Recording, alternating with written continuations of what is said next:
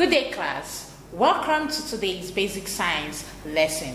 We'll be looking at the topic called the human skeleton.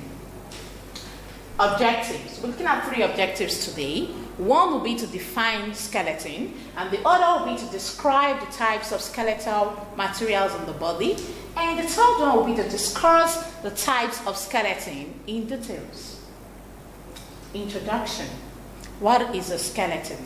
A skeleton is a network of interconnecting bones that protect vital organs in the body, gives shape to the body, and supports the body. Babies are born with about 300 bones, which after a while, after a level of development, it comes down to 206 bones in an adult human body.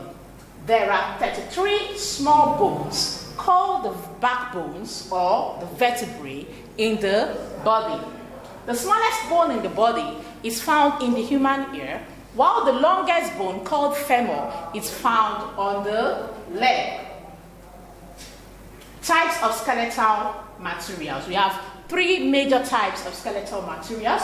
We have the bones, we have the cartilages, and we have the chitin. Now the bones are made up of substances like calcium, magnesium that make them strong. Then we have the cartilages, also found in the human body. It is found on the ear or on top of the nose and other parts of the body. Then we have the chitin. This is majorly found in microorganisms such as fungi and also in insects. They also have chitin as the skeletal material. Types of skeleton. We have endoskeleton, we have exoskeleton, and we have hydrostatic skeleton. Now, endoskeleton is the skeleton that is found inside the body, covered with the flesh. Then exoskeleton is a skeleton found outside the body of an animal, while the hydrostatic skeleton, from the word hydro, hydrostatic skeleton is made up of liquid in form of their skeleton as the supporting tissues. Example is found, hydrostatic skeleton is found in insects. Then exoskeleton, an example of animal that has exoskeleton is the crab. And an example of animal that has endoskeleton is the human being, that's man. Classification of endoskeleton. Now, like I said before, endoskeleton have the skeleton inside the body, so we have axial skeleton and appendicular skeleton. Now, the axial skeleton forms the central axis of the human body.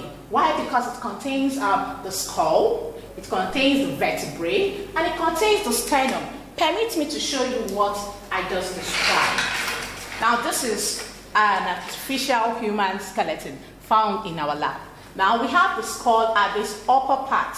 This is the skull. We have the cranium box that protects the brain. We have the upper and lower jaw and the facial bones. Then the vertebrae.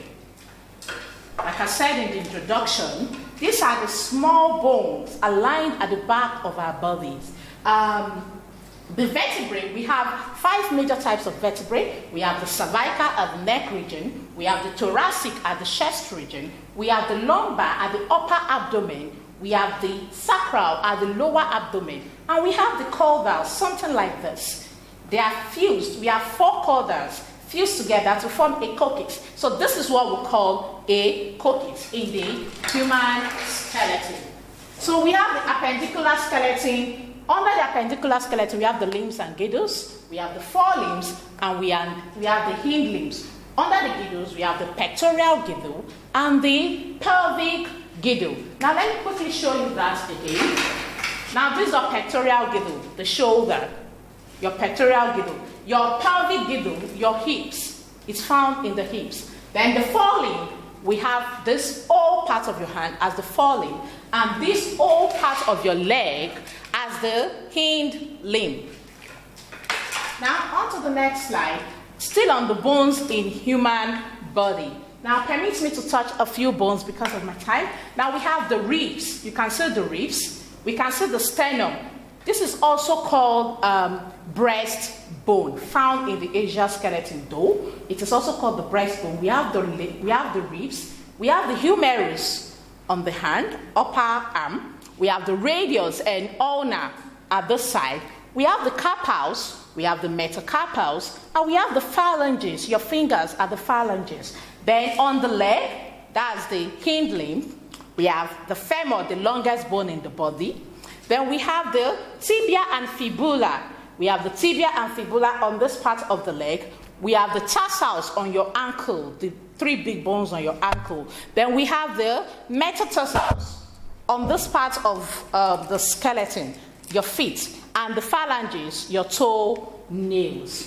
So we also have other parts, examples of bones in the body, but these are the most necessary ones for this lesson today. Functions of skeleton. To wrap up this lesson, let's talk about the functions of skeleton. Skeleton helps to support the body. It protects vital organs like the cranium for the brain. It helps in movement. It helps in respiration, e.g. the ribs. It gives shape to the body, and it helps to manufacture blood cells. Like the bone marrow will help to manufacture white and red blood cells. With this, we've come to the end of the class. I hope you understood all that has been said in this class. I want you to go back to your Google Classroom, attend to your starter activity, your class tasks, go through the notes and other supplementary materials, and submit at the right time. Have a nice day. Bye.